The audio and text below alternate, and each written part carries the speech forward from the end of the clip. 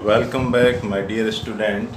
आपके अपने YouTube channel prism institute में एक बार आपका फिर से हार्दिक स्वागत और अभिनंदन है। जैसा कि आपको मालूम है कि कई दिनों से कमेंट्स आ रहे थे, बच्चों की कुछ उम्मीदें थी कि सर कक्षा 9th का भी हमें कोई टॉपिक पढ़ाया जाए। तो उसी सिलसिले में आज कक्षा 9 का एक अध्याय है जो अपना यूक्लिड का परिचय है ना। काफ़ी भाषा एक चैप्टर, मतलब इसके अंदर क्या थोड़ी लैंग्वेज वगैरह ज़्यादा है। यूक्लिड एक गणितज्ञ था जिसने कुछ अभिधारणाएं अभिग्रहितियाँ उन्होंने दी। उनको भाषा की दृष्टि से मैंने पहले लिखा है ताकि अपना क्या ज़्यादा लिखने में टाइम वेस्ट नहीं हो। तो देखो चलते हैं कि इसके अंदर अपने पढ़ेंगे क्या, मेन है क्या ये मैटर। तो अपने इसी प्रकार के ये चलता रहेगा और धीरे धीरे क्लास 9th के कुछ टॉपिक अपने साथ साथ चलाते रखेंगे। तो आज ही अपना कक्षा 9th का फर्स्ट टॉपिक अपना स्टार्ट करने जा रहे हैं, यूक्लिड का परिचय, जिसका पार्ट नंबर फर्स्ट भाग आज प्रथम करेंगे। तो देखो अपने को पढ़ना क्या है कि यूक्लिड का जो परिचय है उसमें क्या पढ़ना है। सबसे पहले अपने पढ़ेंगे क्या, उसकी भूमिका क्या है। भूमिका मतलब इसके बारे में, इस चैप्टर के बारे में, यूक्लिड वाला जो चैप्टर है उसके अंदर अपने को क्या दे रखा है, उसकी क्या भूमिका रही है, कैसे ये चैप्टर बना और किसने इसकी रचना की। तो होता क्या है, मिस्र के अलेक्जेंड्रिया के एक गणित की शिक्षक, मतलब मिस्र जगह है, मिस्र क्या है, जगह है। तो मिस्र में अलेक्जेंड्रिया एक छोटी सी क्या जगह है। तो मिस्र के अलेक्जेंड्रिया शहर में एक गणितज्ञ हुआ करते थे, शिक्षक थे, उनका नाम था यूक्लिड। उनका नाम क्या था, यूक्लिड। उन्होंने क्या काम करवाया कि 300 ईसा पूर्व तक का गणित, 300 ईसा पूर्व तक का ज्ञात गणित, सभी ज्ञान को एकत्रित किया। भाई 300 ईसा पूर्व तक जितना भी गणित के बारे में जो नॉलेज था, गणित के बारे में जो भी कथन थे, धारणाएं थे, उन सब को इकट्ठा किया किसने था, यूक्लिड ने किया। शिक्षक का नाम क्या था, यूक्लिड था। तो उन्होंने उनको एकत्रित किया। एकत्रित कहाँ किया, उन्होंने एक क्या ग्रंथ बनाया, एक किताब बनाई, जिस किताब का नाम है एलिमेंट्स। किताब का नाम क्या है, एलिमेंट्स नामक क्या एक प्रसिद्ध ग्रंथ में व्यवस्थित किया। मतलब उस किताब के अंदर उन्होंने क्या है, 300 ईसा पूर्व तक का जो भी गणित के बारे में ज्ञान था, उस गणित की जो अवधारणाएं थी, जो भी मैटर था, उसको उन्होंने एलिमेंट्स नामक जो पुस्तक है उसमें उन्होंने लिखा। तो इन्हीं के नाम पर चैप्टर का नाम भी क्या रखा, यूक्लिड पढ़ा हुआ है। ठीक है, अब देखो इसके अंदर पढ़ना क्या, ये क्या कहता है, ये कहता है कि इस अध्याय में हम ज्यामिति के प्रति यूक्लिड के दृष्टिकोण की चर्चा करेंगे। मतलब इस अध्याय में जो ज्योमेट्री का अपना जो ज्यामिति है उसके प्रति जो यूक्लिड जो शिक्षक था उसके क्या दृष्टिकोण है उनकी चर्चा करेंगे। और जो वर्तमान स्वरूप अपने ज्यामिति अभी वर्तमान में पढ़ रहे हैं उनके साथ उनके क्या है, संबंधों को जोड़ने का प्रयत्न करेंगे। तो समझ आया भूमिका क्या है कि मिस्र के अलेक्जेंड्रिया एक जगह थी, वहाँ के गणित के एक शिक्षक हुआ करते थे यूक्लिड। और उन्होंने क्या काम किया कि 300 ईसा पूर्व से पहले तक का जो भी गणित का ज्ञान था उसको एक किताब के अंदर लिखा, संकलन उन्होंने करवाया। तो उन्होंने जिस किताब के अंदर लिखा है उस किताब का नाम क्या है, एलिमेंट्स है। और ज्यामिति के बारे में लगभग इनका जो दृष्टिकोण है उस पर अपने चर्चा करने चलेंगे।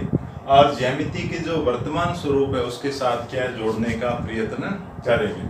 तो देखो इसके बाद पहले आपने क्या देख लिया, इसकी भूमिका के बाद में अब देखेंगे यूक्लिड की परिभाषाएं। क्या देखेंगे, यूक्लिड की परिभाषाएं, मतलब यूक्लिड ने कौन कौन सी डेफिनेशन दी और क्या कहा था इन परिभाषाओं के बारे में। तो सबसे पहले कि यूक्लिड की जो फर्स्ट डेफिनेशन है, फर्स्ट परिभाषा है, वो क्या कहता है, वो कहता है कि एक बिंदु वह है जिसका कोई भाग नहीं है। क्या है, एक बिंदु वह है। जैसे मान लो ये आपका बिंदु हो गया, ये क्या है, आपका बिंदु है, इसका कोई भाग नहीं है। भाग का मतलब क्या हो गया कि या तो यूँ कह सकते हैं कि इसकी क्या है, कोई लंबाई और चौड़ाई नहीं होती है। तो रियल में अपना जो पॉइंट होता है उसकी न तो कोई लंबाई होती है, नहीं क्या होती है। ज्यामिति के अंदर जब पढ़ोगे तो अपने क्या पढ़ते हैं, बिंदु की न तो क्या होती है लंबाई और न ही क्या होती है चौड़ाई। तो वर्तमान में भी अभी अपने यही पढ़ रहे हैं। उन्होंने अपनी पुस्तक है जो एलिमेंट्स है उसके अंदर भी लिखा था कि एक बिंदु वह है जिसका कोई भाग नहीं है। सेकंड जो डेफिनेशन है उन्होंने क्या दी, सेकंड परिभाषा में ये कह रहा है कि एक रेखा चौड़ाई रहित लंबाई होती है।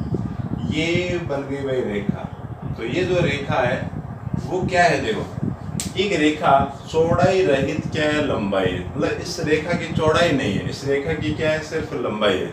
तो ये कहता है कि रेखा वह है जिसकी चौड़ाई तो नहीं है परंतु क्या लंबाई हो। मतलब एक रेखा चौड़ाई रहित क्या लंबाई है, चौड़ाई रहित सीधी रेखा एक लंबाई आपको मिलेगी। तो दो डेफिनेशन तो उन्होंने ये दी। तीसरी ये कह रहा है कि एक रेखा के सिरे बिंदु होते हैं। क्या कह रहा है थर्ड में, एक रेखा के सिरे बिंदु होते हैं भाई। जैसे मान लो ये आपकी एक रेखा है, इस रेखा के दो बिंदु होते हैं, दो सिरे होते हैं। तो एक रेखा क्या होती है, शांत रेखा होती है जिसके प्रारंभिक और अंतिम दो सिरे होते हैं। दो क्या होते हैं, सिरे होते हैं। क्या कहा गया है, सिरे बिंदु होते हैं। दो इनके क्या होते हैं, एक स्टार्टिंग पॉइंट और एक क्या होता है, एंडिंग पॉइंट होता है। दो बिंदुओं के बीच में क्या होती है, एक सीमित रेखा होती है। इस रेखा को बोलते हैं शांत रेखा। चौथी परिभाषा इन्होंने दी कि एक सीधी रेखा ऐसी रेखा है जो स्वयं पर बिंदुओं के साथ सपाट रूप से स्थित होती है। कैसे, क्या कह रहे हैं, देखो फिर से पढ़ लेते हैं। ये कह रहा है कि एक सीधी रेखा ऐसी रेखा है जो स्वयं पर बिंदुओं के साथ सपाट रूप से स्थित होती है। कैसे कि आपने एक रेखा बनाई, आपने क्या बनाई, एक रेखा बनी। इस रेखा पर आप बिंदु बना लो बहुत सारे, तो इन बिंदुओं के साथ ये क्या होती है, देखो सपाट रूप से स्थित है ना। एक ही पृष्ठ के ऊपर देखा जाए तो क्या रेखा है, रेखा पर बहुत सारे बिंदु मैंने बनाए।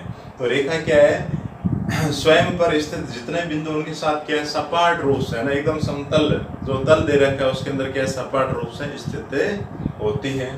उसके बाद पांचवी परिभाषा उन्होंने क्या दी, ये कह रहा है कि एक पृष्ठ वह है जिसकी केवल लंबाई और चौड़ाई होती है। पृष्ठ समझ आ गया, अपने कॉपी का पेज जैसे व्हाइट बोर्ड लगा हुआ है, तो यही है कि एक जो पृष्ठ है ये आपका क्या है, पूरा पृष्ठ है। तो ये कह रहा है कि एक पृष्ठ वह है जिसकी लंबाई और चौड़ाई होती है। बोर्ड की देखो ये जैसे चौड़ाई आ गई, ये आपकी लंबाई हो गई। तो यही समझाना चाह रहा है कि एक पृष्ठ वह है जिसकी क्या लंबाई और चौड़ाई है। तो ये तो मान लो हो गई इसकी क्या चौड़ाई है और ये इसकी क्या हो गई, लंबाई हो गई। ठीक है, तो पृष्ठ क्या है, एक पृष्ठ वह है जिसकी लंबाई और क्या है, चौड़ाई होती है। उसके बाद छठा क्या कह रहा है कि पृष्ठ के किनारे रेखाएं होती है। पृष्ठ के जो किनारे हैं वो क्या एक तरह की रेखाएं होती है। जैसे आप इस व्हाइट बोर्ड को देखो, ये जो एक पट्टी का लगी हुई स्ट्रिप, ये जो लगी हुई एल्यूमिनियम की, ये क्या एक रेखा की काम कर रही, रेखा की तरह क्या है काम कर रही। इसी प्रकार ये जो चौड़ाई के अंदर जो ये स्ट्रिप यहाँ लग रखी है, ये भी अपने पास एक रेखा का काम करे। तो यही कह रहा है कि एक पृष्ठ के जो किनारे हैं, ये वाले किनारे भी, एक ये हो गए, एक आपका ये वाला हो गया, ये जो किनारे हैं वो क्या करते हैं, रेखाओं की तरह काम करते हैं। मतलब क्या होती है, रेखाएं होती है दरअसल में। एक पृष्ठ के जो किनारे है इस प्रकार की क्या रेखाएं होती है। सातवीं और यूक्लिड की ये जो लास्ट परिभाषा ये क्या कर रहा है कि एक समतल पृष्ठ ऐसा पृष्ठ है जो स्वयं पर सीधी रेखाओं के साथ सपाट रूप से स्थित होता है। ये कह रहे हैं कि एक समतल पृष्ठ है, जैसे मान लो एक मैं पृष्ठ बनाऊं, जैसे आपके किताब का एक पेज, कॉपी का एक पेज, ये इस पर खींची जाने वाली रेखाओं के साथ सपाट रूप से क्या स्थित होता है। कैसे, आप रेखाएं बना लो, ये देखो ये रेखाएं बनाई, ऐसे बना लो ये लो, तो इनके साथ क्या है, सपाट रूप से ये स्थित होता है। क्या होता है, पृष्ठ क्या है, एक समतल पृष्ठ वह पृष्ठ है जो स्वयं पर सीधी रेखाओं के साथ क्या है, सपाट रूप से स्थित होता है। यूक्लिड की यही समस्या है कि ये जो इनकी परिभाषाएं वगैरह उनको अपने को याद रखनी पड़ती है। क्या क्या यूक्लिड ने परिभाषाएं दे रखी हैं, ज़्यादा नहीं, अपने चैप्टर के अंदर गिनती की कुछ परिभाषाएं हैं, कुछ अभिग्रहित हैं और कुछ क्या अभिधारणाएं आपको दे रखी है। तो इसका आप एक स्क्रीनशॉट ले लें ताकि आप खुद भी उसको क्या नोट कर लें आराम से। तो स्क्रीनशॉट इसका आप ले लीजिए ताकि इसको आप स्वयं भी लिख लें अपने नोट्स बनाने में,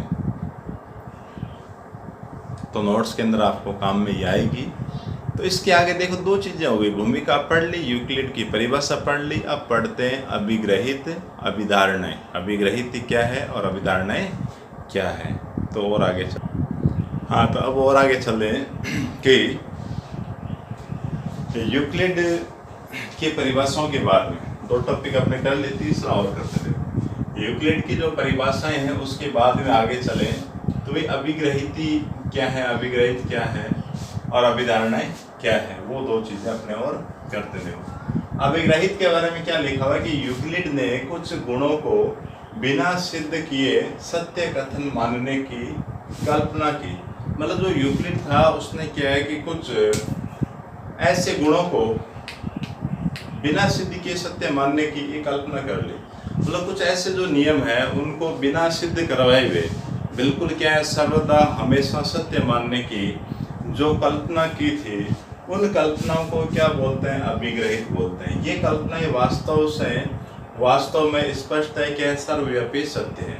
तो मतलब जो हमेशा सर्वव्यापी सत्य है ना, स्पष्ट है। जैसे स्पष्ट था कि एक जो बिंदु है उसकी न तो लंबाई होती है न ही चौड़ाई होती है। तो इसको सिद्ध करना मतलब ऐसा भी सिद्ध नहीं कर पा रहे हैं कि वो क्या है उसमें लंबाई और चौड़ाई होती नहीं है। तो ऐसे जो भी कथन थे उनको क्या है कल्पना स्वरूप उन्होंने क्या मान लिया, बिल्कुल सत्य मान लिया। तो उन बातों को क्या बोला जाता है, जैसे अभिग्रहित बोला जाता है। दूसरे शब्दों में समझना चाहे तो ये कह रहा है कि सामान्य अवधारणाएं जिन्हें प्राय अभिग्रहित कहा गया, कुछ ऐसी सामान्य अवधारणाएं जिनको अभिग्रहित कहा गया वे कल्पनाएं थी। वे क्या थी, सिर्फ कल्पनाएं थी जिनको सिद्ध करने की, ऊपर लिखा हुआ कि ऐसी कल्पनाएं थी जिनको सिद्ध करने की आवश्यकता नहीं थी, उनको वह सत्य मान लिया गया, तो वो क्या है अभिग्रहित थे। तो उसी के बारे में ये कह रहा है कि सामान्य अवधारणाएं वे कल्पनाएं थी जिन्हें निरंतर गणित में प्रयोग किया गया और जिनका केवल ज्यामिति से ही विशेष संबंध नहीं था।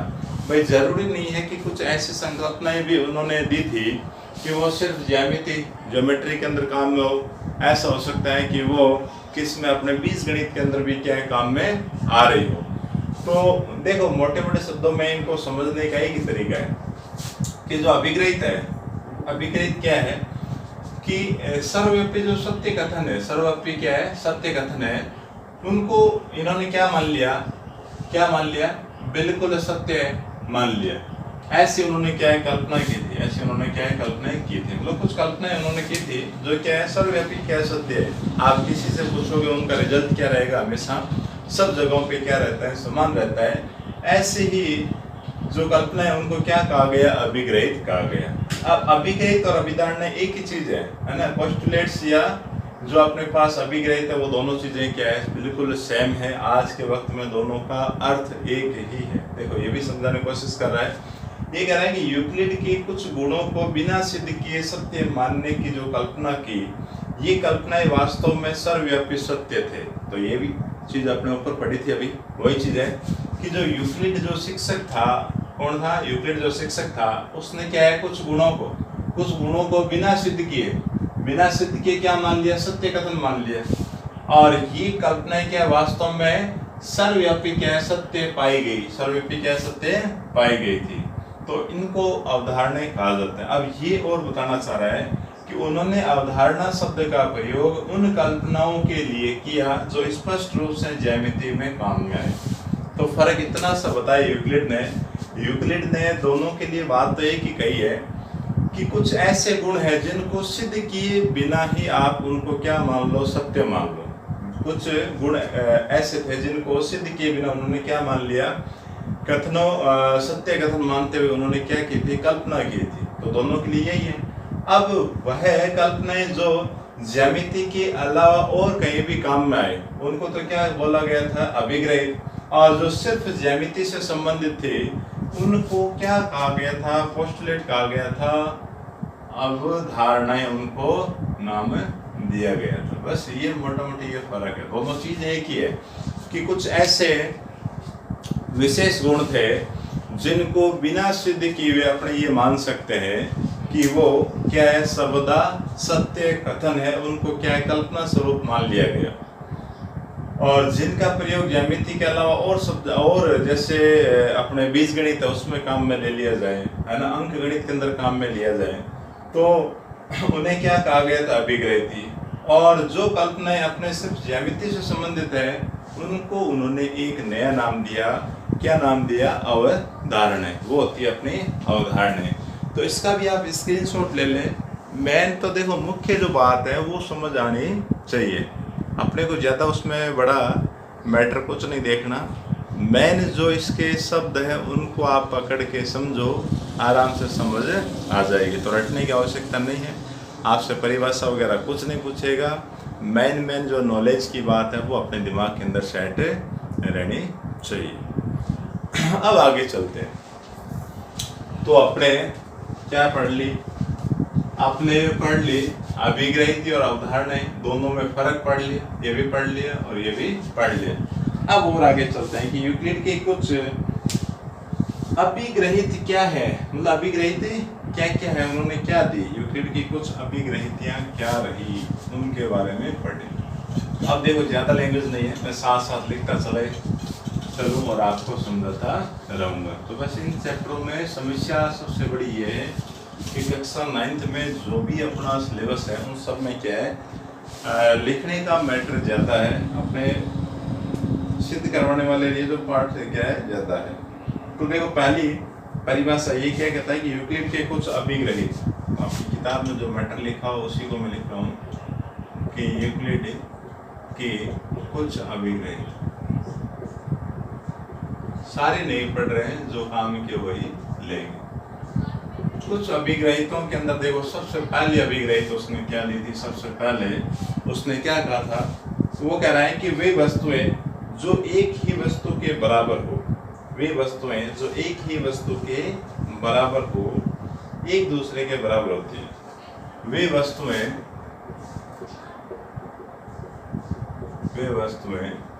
जो एक ही वस्तु के बराबर, एक ही वस्तु के बराबर हो, वे आपस में बराबर होती है, आपस में बराबर होती। तो यही लिखा हुआ है, आपकी बुक में भी यही लिखा हुआ है कि वे वस्तुएं जो एक ही वस्तु के बराबर हो, वे वस्तुएं जो एक ही वस्तु के बराबर हो, वे आपस में या एक दूसरे के क्या बराबर होती हैं। आपस में कह सकते हैं या क्या कह सकते हैं, या लिख देता हूँ एक दूसरे के बराबर होती है। एक दूसरे के बराबर कैसे होती है, जब मान लो कि अपने कुछ एग्जांपल के द्वारा समझो कि वे वस्तुएं जो एक ही वस्तु के बराबर हो, जैसे मान लो ए और एक क्या ले लेता हूँ मैं, जैसे सी ले लेता हूँ। वे वस्तुएं जो एक ही वस्तु के बराबर हो, जैसे मान लो मैं इसके सामने क्या लिखूं, बी लिखूं, मतलब ए भी बी के बराबर है, सी भी बी के बराबर है, एक ही वस्तु के बराबर हो, तो वे एक दूसरे के बराबर होगी। तो एक दूसरे के बराबर कौन होगा, ए और बी। इससे अपना रिजल्ट क्या निकलेगा कि ए और सी आपस में क्या होंगे, बराबर। देखो फिर से समझा देता हूँ, ये क्या कह रहा है कि वे वस्तुएं जो एक ही वस्तु के बराबर हो। तो मैंने ऐसी क्या वस्तुएं ली, दो वस्तुएं ली, कौन सी, ए और सी। ये दोनों वस्तुएं किसी एक ही वस्तु के बराबर हो, तो मैंने इन दोनों के सामने एक ही वस्तु को लिखा है, क्या लिखा है, बी लिखा है। तो ये कह रहा है कि वे वस्तुएं जो एक ही वस्तु के बराबर हो, तो यहाँ तक पहुंच गए कि दो वस्तुएं ली, एक ही वस्तु के क्या होगी, बराबर, लिख दी, बराबर हो, वे आपस में या एक दूसरे के बराबर होगी, तो ये आपस में भी क्या होगी, बराबर। तो इन दोनों लाइनों से समझ आ रहा है कि ए यदि बी के बराबर है, सी बी के बराबर है, तो ए और सी भी आपस में क्या होंगे, बिल्कुल बराबर होंगे। अब आपके डाउट बिल्कुल नहीं रहना चाहिए भी। तो फिर मैं बोल के समझा देता हूँ, एक बार और समझ लो कि वे वस्तुएं जो एक ही वस्तु के बराबर हो, तो ये दो वस्तुएं मैंने क्या ली, ए और सी, एक ही वस्तु के बराबर, मतलब दोनों को बी के बराबर मैंने करवाया। उस समय ये जो दोनों वस्तुएं वो भी आपस में क्या होती हैं, बराबर। तो रिजल्ट के द्वारा आप देख लें कि आपस में कैसी होती है, बिल्कुल बराबर आपकी रहेगी। सेकंड जो है वो कहता है कि यदि बराबरों को बराबरों में जोड़ा जाए, क्या कहता है, यदि बराबरों को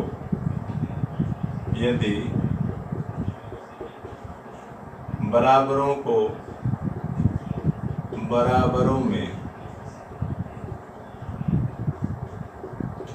जोड़ा जाए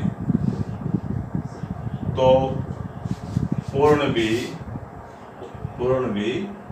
बराबर होगा। पूर्ण भी क्या होगा? बराबर होगा।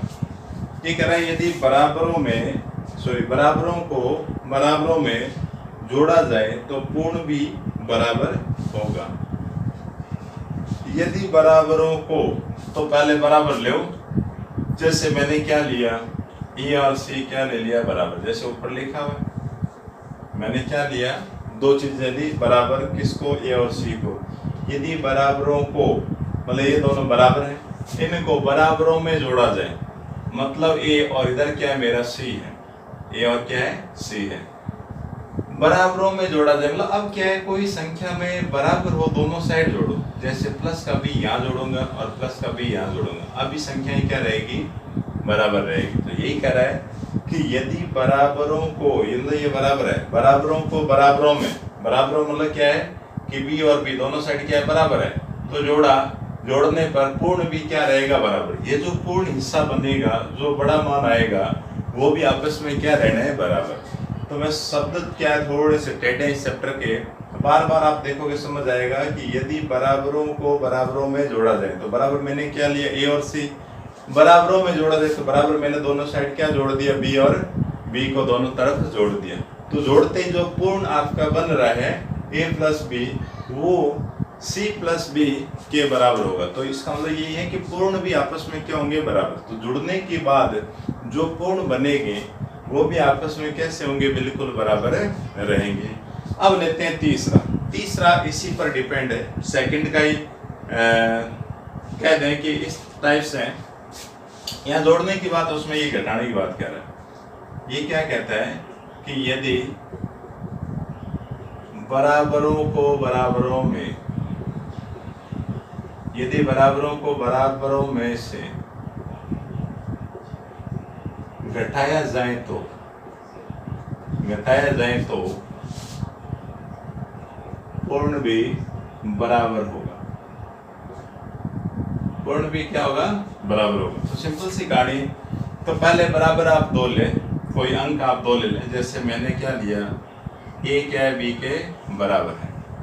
अब इन दोनों बराबरों में से बराबर को घटाएं। बराबर मतलब जैसे ई और बी मेरा पहले जैसे बराबर था, अब मान लो कि मैं इधर से भी सी और इधर से भी सी घटाऊं, तो ये क्या हो गए? बराबर हो गए। दोनों क्या हो गए? बराबर हो गए। तो ये दोनों मैं घटाऊंगा तो भी क्या है? पूर्ण मतलब घटाने के बाद जो बनेगा रिजल्ट वो भी क्या आना चाहिए? बिल्कुल बराबर रहता है। बिल्कुल ये सही बात कहता है कि यदि बराबरों मतलब दो एलिमेंट्स आप क्या लें? बराबर लें, उनमें से बराबरों में से घटाए जाए। बराबरों में से मतलब सी, इधर भी सी घटाया, सामने भी क्या घटाया? सी घटाया। उस समय पूर्ण भी क्या रहेगा? बराबर रहेगा। पूर्ण मतलब जो बन रहा है वो इधर वाला पार्ट उधर वाले पार्ट के क्या रहेगा? बिल्कुल बराबर आएगा, आपकी कोई दिक्कत नहीं आएगी। तो इसका भी आप एक स्क्रीनशॉट ले लें और आराम से इसको पढ़ें। नीचे मैंने कुछ एग्जाम्पल के द्वारा आपको समझा है, उससे क्या कोई परेशानी नहीं आएगी। अब और आगे चलते हैं। इसी प्रकार और ले अपने 3 हो गए। 3 के बाद आगे की जो अभिग्रहित हैं उनको और ले लिया जाए। तो इसको तो मैं देता हूँ बेटा, इसको बार बार आप पढ़ना, क्या कहना चाह रहा हूँ आपके समझ आ जाएगा। चौथा क्या कह रहा है कि वे वस्तुएं जो परस्पर संपाती हो। चौथा इसका जो अभिग्रहित वो क्या कहता है कि वे वस्तुएं जो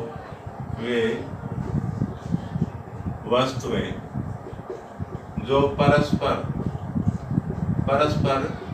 संपाती हो तो वे आपस में क्या होती है? बराबर हो, एक दूसरे के बराबर होती है। बराबर हो, एक दूसरे के बराबर होती है। एक दूसरे क्या होती है? बराबर।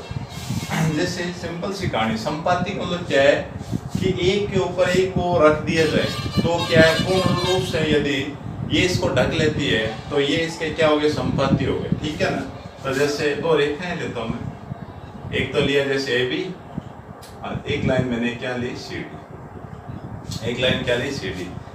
यदि वे वस्तुएं जो परस्पर क्या संपाती है, इसका मतलब यह है कि यदि मैं सी डी को उठा के ए बी के ऊपर रखूं या ए बी को उठा के सी डी के ऊपर रखूं तो पूर्ण रूप से इस रेखा को ये ढक लें, उस कंडीशन में एक दूसरे के बराबर होगी। बराबर कौन होगी कि ए बी सी डी के क्या हो जाएगा बराबर। इससे रिजल्ट ये निकलता है कि ए बी और सी डी आपस में क्या हो जाएंगे बराबर। तो सिंपल सी कहानी है कि यदि वे वस्तुएं जो परस्पर क्या है संपाती, मतलब एक को उठा के दूसरे के ऊपर रख दिया जाए तो दूसरे नजर नहीं आनी चाहिए, ऐसा लगना चाहिए कि चीज क्या है वो एक ही है।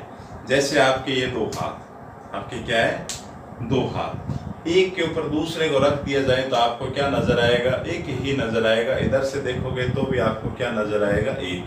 तो ये आपस में क्या हो गए संपाती हो गए, संपाती हो गए। तो ये संपाती होते हैं कब, जब आपके क्या है दोनों चीजें क्या हो बराबर। तो यही कह रहा है कि वे वस्तुएं जो परस्पर संपाती है एक दूसरे की क्या होती है बिल्कुल बराबर होती है। अब आगे चलते हैं पांचवा। ये कह रहा है कि पूर्ण अपने भाग से क्या है बड़ा होता है। पूर्ण क्या कह रहा है कि पूर्ण अपने भाग से बड़ा होता है। सिंपल सी कहानी है। जैसे मान लो ये मार्कर है, इससे आप समझे ये पूर्ण है ना, ये क्या पूर्ण है। मैंने इसका ऊपर का कैप निकाल दिया, ये क्या है इसका एक भाग हो गया ना, इसका मार्कर का क्या हो गया एक अंश हो गया। तो आप ये देखें कि ये अंश क्या छोटा सा है, इसको मैं यहाँ लगाऊंगा तो जो छोटा सा अंश था उससे ये जो पूर्ण है वो हमेशा क्या रहेगा बड़ा रहेगा। बस यही कह रहा है कि पूर्ण अपने भाग से क्या होता है बड़ा होता है। जैसे ए बराबर क्या है बी प्लस सी है, मतलब बी और सी को मैं जोड़ूं, मतलब मार्कर और इस है ना इस कैप को यदि मैं ज्वाइंट करवाऊं तो मेरे पास क्या बनता है ए, है ना। तो आपको ये मालूम होगा कि यदि ए बी और सी के योग से बना है तो ए बी से भी बड़ा होगा और साथ में क्या ए सी से भी बड़ा होगा। बस यही समझाने की कोशिश कर रहा है कि जो पूर्ण होगा वो अपने ही एक हिस्से से, अपने ही एक भाग से हमेशा क्या रहेगा बड़ा ही आपको मिलता है। तो ये होता है कि अपना ये जो पूर्ण है वो अपने अंश से हमेशा क्या रहता है बड़ा आपको मिलेगा हर जगह। इसके बाद एक छठा वो लेते हैं कि एक ही वस्तुओं के दुगने, एक ही वस्तुओं के दुगने परस्पर बराबर होते हैं। एक ही वस्तुओं के दुगने क्या कह रहा है कि एक ही वस्तुओं के दुगने, एक ही वस्तुओं के दुगने परस्पर बराबर होते हैं। क्या होते हैं परस्पर बराबर होते हैं। परस्पर क्या होते हैं बराबर होते हैं। एक ही वस्तु के दुगने, एक आपको लेना है ना। जैसे मैंने क्या लिया b को लिया 2a के बराबर, c को लिया 2a के बराबर। तो देखो एक ही क्या कह रहा है कि एक ही वस्तुओं के दुगने, तो एक वस्तु मैंने क्या ली a, इसका दुगुना कर दिया। एक ही वस्तुओं के दुगने क्या है परस्पर बराबर होते हैं। तो देखो यदि b 2a के बराबर है, c आपका 2a के बराबर है, तो रिजल्ट क्या होगा b और c भी क्या है परस्पर आपस में कैसे रहेंगे बराबर। तो एक ही वस्तुओं के दुगने, एक ही वस्तु है ना, एक ही वस्तु इसके जो दुगने हैं वो भी आपस में क्या रहते हैं परस्पर बराबर रहते हैं। थोड़ी सी भाषा इसकी क्या है अटपटी सी है। ऐसे से हम आधे के लिए वो एक और कह रहा है कि एक ही वस्तुओं के आधे, क्या कह रहा है कि एक ही वस्तुओं के आधे परस्पर क्या होता है बराबर। सेम ही चीज है देखो है ना, ये दुगुना कह रहे हैं आधा कह रहे हैं। जैसे मान लो b है वो 0.5a लिया, एक आधा ले लिया। इसी प्रकार c को भी मैंने क्या लिया 0.5a लिया। तो इन दोनों रिजल्ट से पता चलेगा कि b का मान क्या 0.5 है, c भी आपका 0.5 है। तो b और c भी आपस में क्या रहेंगे बराबर रहेंगे। जो अभी अपने पढ़ते हैं गणित के अंदर पढ़ते हैं तो ये बराबर क्यों होते हैं, यूक्लिड की अभिधारणाओं के द्वारा ये बराबर होते हैं। एक ही वस्तु के आधे भी आपस में क्या होते हैं परस्पर बराबर होते हैं। तो आज अपने इसी चैप्टर को यहाँ तक विराम दे। कल आगे इसमें जो अभिधारणाएं हैं उनको पढ़ेंगे। अभी की रही थी आपके पूरी हो गई हैं आज, तो कल पढ़ेंगे अवधारणाएं। तो उम्मीद है, आशा भी है कि आपको चैप्टर अच्छा लगा होगा और थोड़ा कठिन है। 2-3 बार आप वीडियो को देखें, पॉज करके रोक के देखें और स्क्रीनशॉट लेते हुए खुद के नोट्स बनाएं। तो आगे के पार्ट में फिर मुलाकात होती है, तब तक के लिए सबको thank you all of you.